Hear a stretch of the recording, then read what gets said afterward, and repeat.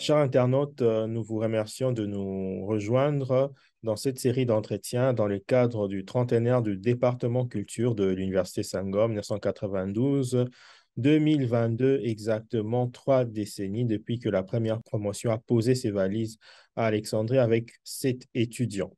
Et dans le cadre de ces célébrations, nous nous entretenons avec notamment les anciens directeurs, les anciennes directrices de département. Et aujourd'hui, nous avons la joie et le bonheur de nous entretenir, de recevoir M. Christophe Euzet, qui était directeur du département, je pense à l'époque, gestion du patrimoine culturel, entre 2010 et 2012. Bonjour, M. Euzet. Bonjour, monsieur le directeur, et merci de Vous me rejoignez recevoir. là de quelle ville? Je viens du sud de la France. Là. Je suis à l'université de Perpignan. Très bien, à l'université de Perpignan. Quel est le climat actuellement? C'est un climat méditerranéen qui ressemble beaucoup à celui que vous avez à Alexandrie. Donc, pour dire qu'il fait un peu froid, comme le témoigne ma tenue. Il fait un petit peu froid, mais en ce moment, on a beau temps. Ah, c'est bien. Le beau temps nous permet de pouvoir avoir une belle conversation. Mais dites-nous, d'Alexandrie à Perpignan, qu'est-ce qui s'est passé ou quelle est la vie que vous avez entamée, recommencée après Alexandrie? Après Devenez Alexandrie, alors moi, je Monsieur suis Euzet, parce que les étudiants vont vous reconnaître et ils aimeraient savoir qu'est-ce que vous êtes devenu après Senghor.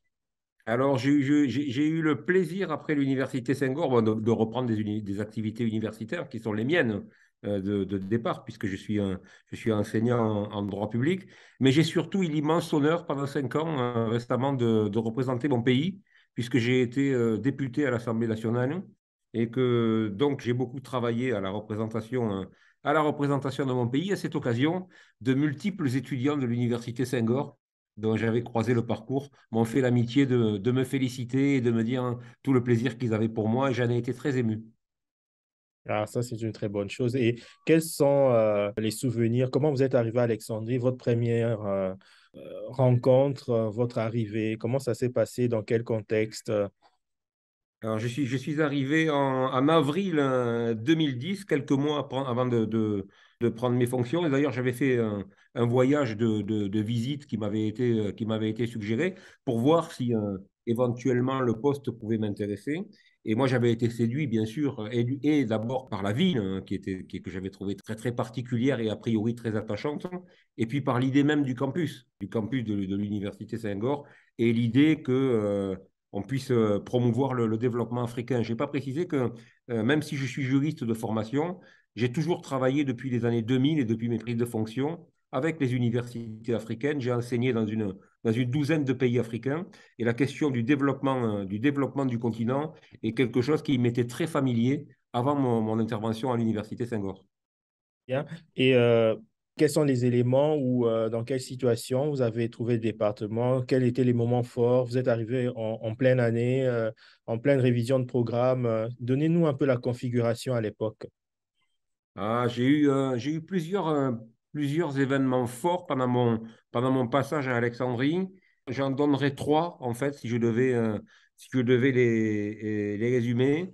D'abord, c'est une période durant laquelle l'Université Senghor a expérimenté la technique de délocalisation sur des campus excentrés. Et donc, j'avais été appelé par le recteur de l'époque, le professeur Albert Lournes, à travailler à des délocalisations sur le continent africain et extérieur à l'université.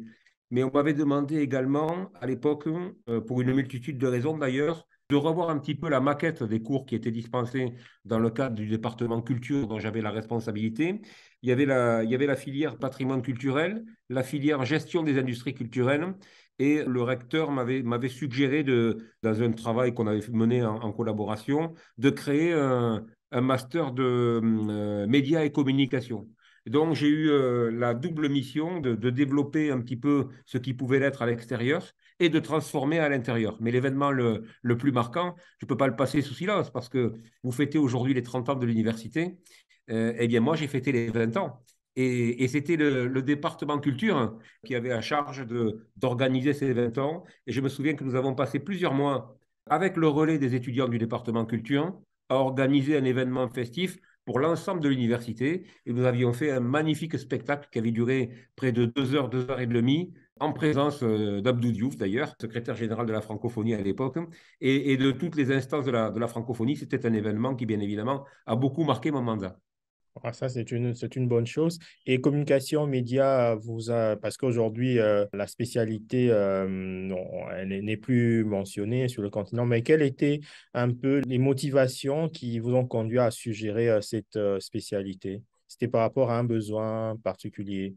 Oui, l'idée, elle était double quelque part. Elle était de considérer que pour promouvoir la francophonie, il faut aussi avoir à l'esprit qu'il faut la développer en matière communicationnelle et médiatique. Et d'autre part, il s'agissait aussi de faire en quelque sorte ce que j'appellerais une autopromotion, c'est-à-dire de ne pas laisser la question de la communication et de la promotion à des organismes de presse ou médiatiques qui soient extérieurs au continent africain, mais qui puisse se nourrir lui-même d'une production endogène. C'était quelque chose de vraiment très pragmatique. J'ai vu que effectivement cette filière n'existait plus aujourd'hui. Mais je crois qu'elle avait été interprétée par les étudiants peut-être pour ce qu'elle n'était pas.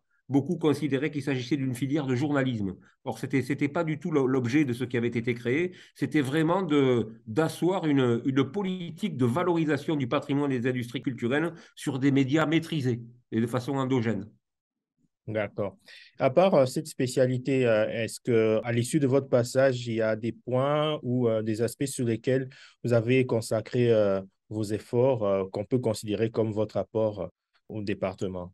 Oui, moi j'y reviendrai quand vous me demanderez ce que je considère comme étant important, puisque ce que je considérais déjà comme important à l'époque, je continue de considérer que ça l'est encore aujourd'hui. C'est la question de la valorisation à la fois du patrimoine et des industries culturelles, et je pense que ça passe par des savoir-faire. Le talent est là, les savoir-faire culturels, la production culturelle est là. Il reste le respect de la maîtrise. C'est un peu bassement pragmatique ce que je suis en train de dire là, mais c'est la maîtrise des conditions de production et des conditions de diffusion de ce savoir et de ce patrimoine culturel qui sont en jeu.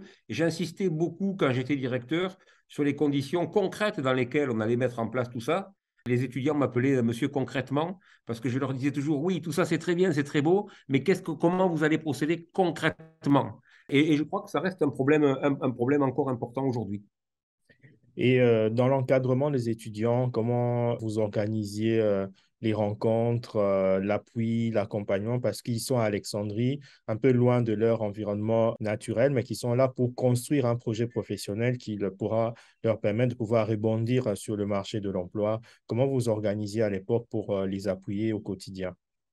C'est vrai, mais il y avait justement un très gros travail de la part du département et donc de moi-même pour à la fois bénéficier du soutien des enseignants qui étaient de passage dans le cadre de l'université, les professeurs extérieurs, les professeurs associés qui viennent intervenir et à qui on demandait d'aller au-delà de leur mission de simple enseignement pour aller dans l'encadrement. Et puis, il y avait toujours cette volonté, j'étais vraiment résolument déterminé en ce sens, moi, hein, de faire quelque chose de pragmatique et qui mène vers des choses concrètes. Donc, cette idée toujours de développer les liens, je prenais contact moi-même bien souvent avec un certain nombre d'encadrants de terrain de façon à faire en sorte de tisser un lien avec ceux qui avaient à charge de diriger notamment le stage pour que ces stages ne soient pas quelque chose de symbolique ou de théorique, mais qu'ils aient bien pour objet et pour finalité de trouver de l'emploi, de trouver des débouchés aux étudiants de notre département. Et parlant de débouchés, les anciens étudiants, est-ce que vous les rencontrez dans la vie concrète en France ou dans vos déplacements à l'étranger? Alors, malheureusement, techniquement, pour moi, en étant à Perpignan, je suis assez excentré, donc il est difficile pour moi de Au les voir. moins de manière virtuelle, hein. Il y a les réseaux sociaux Alors, de qui manière virtuelle, aujourd'hui. j'ai gardé avec beaucoup d'entre eux des relations qui sont devenues avec le temps des relations amicales. Il m'est arrivé de diriger la thèse de certains d'entre eux également dans les années qui ont suivi, ou par un contact de prendre des thèses sur des suggestions d'étudiants des deux promotions que j'ai connues. Donc, j'ai été contacté par d'autres. Donc, il y a eu un lien comme ça. Et puis, pour être très honnête avec vous, vous me demandiez quel était l'après-Saint-Gorge. Je vous ai dit que j'avais été député, mais je suis désormais, au terme de mon mandat de député, retourné dans mon université. Et le ministère de l'Enseignement supérieur m'a fait l'honneur de me charger d'une mission de développement du système universitaire français dans les pays du Sud, et notamment de faire un état des lieux et de faire un certain nombre de propositions pour la promotion de la coopération universitaire avec les États du Sud. Donc, je suis en train de renouer mes anciennes amitiés dans ma nouvelle mission. Ça, c'est très bien. Le réseau alumni et l'université actuellement y accordent vraiment de l'importance. Voilà, c'est 30 ans, mais le département doit continuer à vivre, doit continuer à progresser. Selon votre expérience et évidemment les réalités que vous rencontrez actuellement, en termes d'orientation, qu'est-ce que vous souhaiteriez que le département ait comme orientation ou comme activité pour davantage être pertinent sur le marché de l'emploi, sur le marché de la formation en Afrique, dans le domaine du patrimoine, des industries de la culture? Je vous le disais, je crois que bon, le talent sur le continent africain, il ne fait de doute pour personne. Les savoir-faire, on sait qu'ils sont là. En matière de patrimoine, c'est même pas la peine de revenir dessus. Même en matière d'industrie culturelle, il y a un savoir-faire. Et même dans la transmission des savoirs, on sait qu'il y a du savoir-faire. Le problème, je vous le disais tout à l'heure, c'est de peut-être de quitter un modèle de développement du secteur culturel qui soit exclusivement centré sur le développement des aspects purement culturels, mais également d'arriver à construire des modèles économiquement durables, viables et équilibrés, et quelque part libérés de ce que je pourrais appeler la dépendance financière. Et je crois que s'il y a un gros enjeu, j'avais essayé de mobiliser un petit peu ça quand j'étais directeur, mais mon passage a été trop bref pour des raisons de révolution sur lesquelles on reviendra peut-être. J'avais essayé de développer ça. C'était l'idée d'aller chercher notamment des moyens endogènes. Je crois qu'il y a un certain nombre de gens, de personnes, de milieux, un certain nombre de milieux qui prospèrent sur le continent africain. Il me semble important de sensibiliser ces personnalités, qu'elles soient dans le domaine du cinéma, dans le domaine de la culture, dans le domaine du sport, pour essayer de mobiliser des moyens qui soient des moyens endogènes et pas toujours se reposer sur un financement exogène qui a certes un certain nombre d'avantages, mais qui crée toujours un climat de dépendance. Je crois que le gros enjeu est celui de l'émancipation, à la fois dans la gestion du patrimoine et dans la gestion des industries culturelles. Vraiment, la viabilité financière, trouver des modèles économiques pertinents. Est-ce que vous comptez prochainement revisiter Alexandrie? Est-ce qu'Alexandrie vous manque? Je suis revenu à Alexandrie depuis la fin de mon mandat. Depuis 2012, je revenais. Hein, d'ailleurs, après, j'avais donné des cours de management interculturel parce que c'est une passion à titre personnel.